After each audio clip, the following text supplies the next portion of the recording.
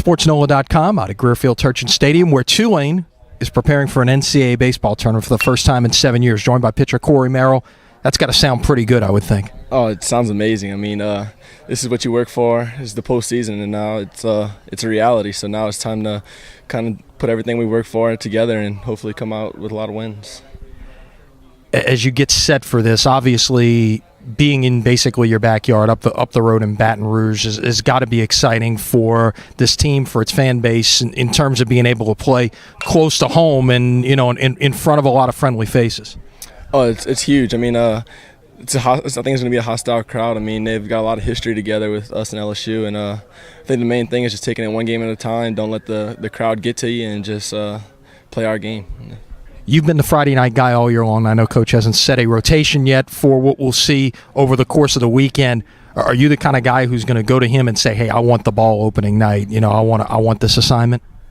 I mean, absolutely. Every pitcher on our staff is going to want the ball. I mean, that's a given. And I think the main thing is we trust the coaches enough to where we don't have to go into the office and let them know. They know we want the ball, and we trust their decisions. And whatever they tell us to do, we'll be ready.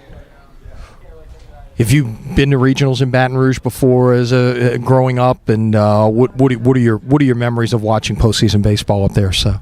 I was actually at a super regional a couple years ago at LSU when they played Stony Brook, and I remember the crowd was erupted. I mean, it was really loud, a lot of intensity, and it's just something you got to prepare yourself for mentally.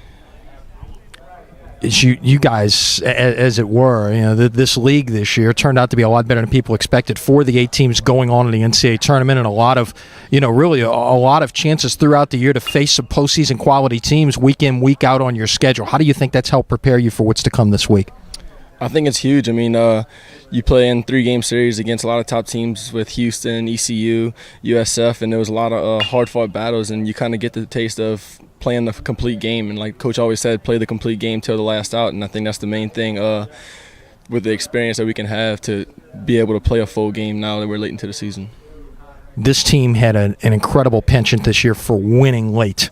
Did it a couple of year starts, winning in the last at bat, but did it so many times, it seems like. Started at the beginning of the year and it carried on so many times during the year. How important was it to be able to do that for the mindset that you talked about, for being able to play that complete game? I think it's huge. I mean, the main thing is we get into the game, we're down a run in the 9th, and nobody's really affected. Nobody's hanging their head thinking it's over. It's like we know we're going to win the game, and we know we have a lot of confidence in our hitters to make that big hit, and it's been very successful. So. It's interesting that no one on this team has any NCAA tournament experience, but yet you've got a head coach that has experienced nothing but going to tournaments. How much has he talked to you guys throughout the year about just kind of, trust me, I know what it takes to get there, and now, sure enough, here you are? He hasn't really had to make it a point for us to trust him. We already did when he came in. He has our 100% attention, and we trusted him 100% since day one, and I think the main thing was just sticking to everything he said, taking it in and using it, and that's exactly what we did, and that's what got us here today. What's the best piece of advice he gave you all year long? Absolutely. Just stay to the course. That's all you have to do. Thanks, Corey. The Green Wave opening up Friday night at the Box against UNC Wilmington.